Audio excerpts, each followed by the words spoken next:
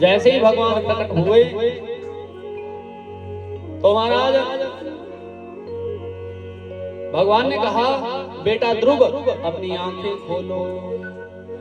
ध्रुव जी महाराज आंखें नहीं खोल रहे।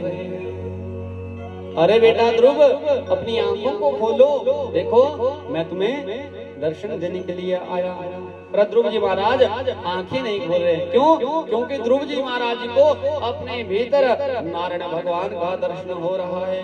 भगवान समझ गए कि देखो ये तब तक आंखें नहीं खोलेगा जब तक मैं भीतर अपना दर्शन इसे दिखा रहा हूं।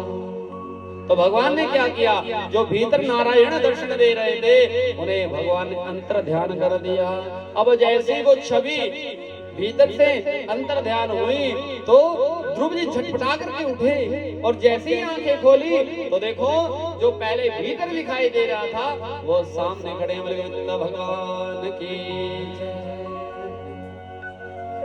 अब जैसे ध्रुव जी महाराज ने भगवान को देखा, हाथ जोड़ लिए। भगवान पूछ रहे हैं, अरे बेटा मांगो क्या वरदान चाहते हो। अब ध्रुव जी महाराज जी सोच रहे हैं कि देखो माता जी से और गुरुदेव नारद जी से बहुत सारी बातें पूछी, पर ये पूछना भूल गया कि जब भगवान प्रकट होंगे तो उनकी पूजा कैसे करनी है, उनकी स्तुति कैसे करनी है। अरे पूजा करूं तो कैसे करूं, मेरे पास कोई सामग्री नहीं है। अरे स्तुति करूं तो कैसे करूं, मुझे आता जाता कुछ नहीं है। अब भगवान समझ गए तो भगवान ने क्या किया, जो शंख भगवान के हाथ में था वह शंख आज ध्रुव जी के कपोल से स्पर्श करवा दिया।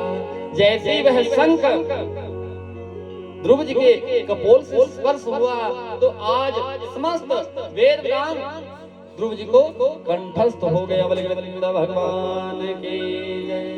सब वेद वेदांत कंठस्थ ध्रुव जी को हुआ। जब भगवान की कृपा होती है तो गूंगा भी वाचाल होता है।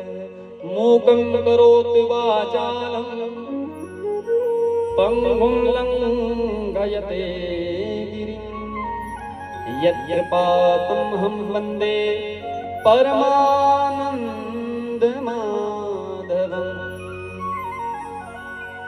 तो किसी ने शंका व्यक्त की, महाराज क्या भगवान की कृपा वाचाल बनाती है? वाचाल किसे कहते हैं? जो अधिक बक बक करता हो उसे क्या कहते हैं? वाचाल।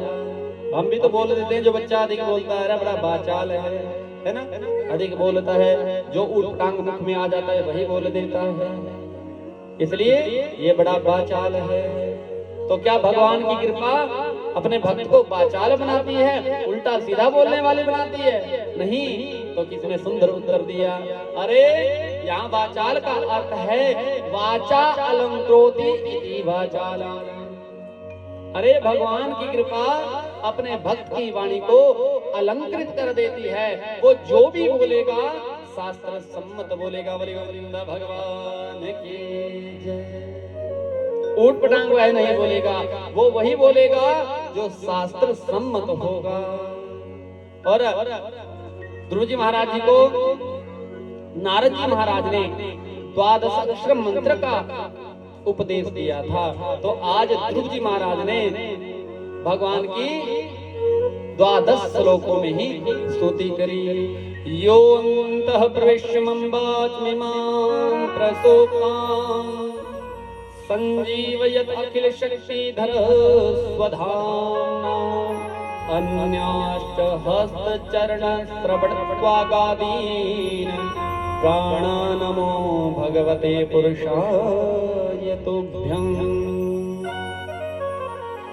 बड़ी सुंदर स्तुति आज ध्रुव जी महाराज ने नारायण भगवान की।